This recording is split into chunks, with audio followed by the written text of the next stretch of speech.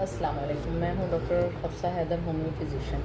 और आज का जो हमारा टॉपिक है वो सर्वाइकल स्पैंडोलाइसिस के बारे में है। सर्वाइकल स्पैंडोलाइसिस किसको कहते हैं? गर्दन की जो मोहरे होते हैं उसके हिलने की वजह से गर्दन में दर्द होना।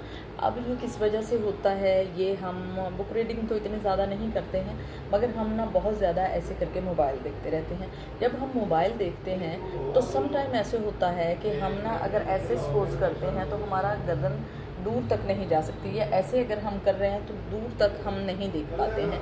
तो अगर आपको इस तरह का कोई मसला है या आपको कंधों में बहुत ज़्यादा दर्द रहता है और आपने बहुत सारे न्यूरो को दिखा लिया है तो आपको सही से समझ नहीं आ रही है, तो उसको आपको एक्चुअली जो सर्वाइकल स्पैंडोलाइसिस है जिसकी वजह से आप इतना ज़्यादा पेन बर्दाश्त कर रहे हैं, और फिर आप बहुत बड़ा तकिया जो है अगर लेकर आप सो रहे हैं या टीवी देखते हुए आप सो रहे हैं, या आपको हाइपरटेंशन है उसकी वजह से आप तकिया ऊंचा लेते हैं, या एक और वजह होती है कि अगर आपका थायराइड जो है वो बढ़ा हुआ है तो नीचे सर करने की वजह से आपको बहुत ज़्यादा घबराहट होती है, तो फिर आप क्या करते हैं, आप तकिया ऊंचा लेते हैं। और तकिया ऊंचा लेने की वजह से हमारे जो मोहरे होते हैं वो हिल जाते हैं, शुरू में अकड़ाव पैदा होता है, पेन होता है, समटाइम्स सूजन भी हो जाती है।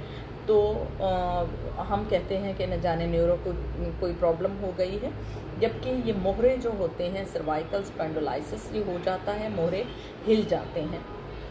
अगर आपके साथ कोई इस तरह की टेंडेंसी बनी रहती है और आप थके थके से रहते हैं, या आप कंप्यूटर पर बहुत ज़्यादा काम करते हैं और फिर आपको मूव करना बहुत ज़्यादा मुश्किल होता है, या आपको बहुत ज़्यादा गुस्सा आने लगता है, या आप जब अपनी आंखें जो ऊपर नीचे करते हैं, आप ऐसे आंखें घुमाते हैं तो उसके लिए आपकी आंखों में दर्द होता है।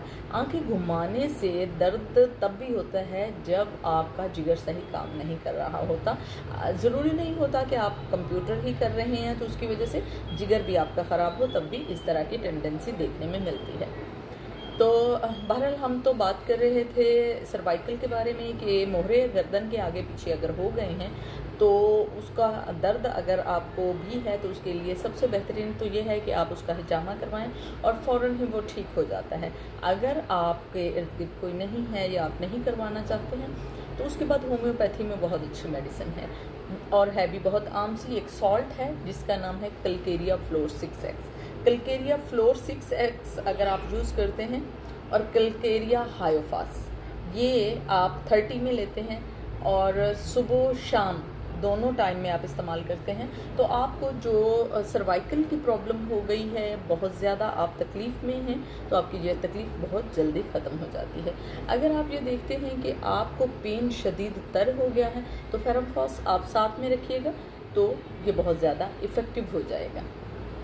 अगर आपका बहुत पुराना ये दर्द है और जा ही नहीं रहा तो उसके लिए आप रूटा और रस्टाक साथ में ऐड कर लें, तो आपके लिए ये बहुत ज़्यादा इफ़ेक्टिव है। कलकेरिया फ्लोर को नहीं छोड़ना, क्योंकि कलकेरिया फ्लोर से जो हड्डी बढ़ी हुई है वो भी ठीक हो जाती है, जो हड्डी में भुरभुरापन है वो ठीक हो जाता है, जो हड्डी ऊपर को उठ गई है वो ठीक हो जाती है, या मोहरों के अंदर कोई गोश्त आ गया है तो वो ठीक हो जाता है। ये डेफिनेट ठीक करती है और ये बहुत ज़्यादा इफ़ेक्टिव मेडिसिन है।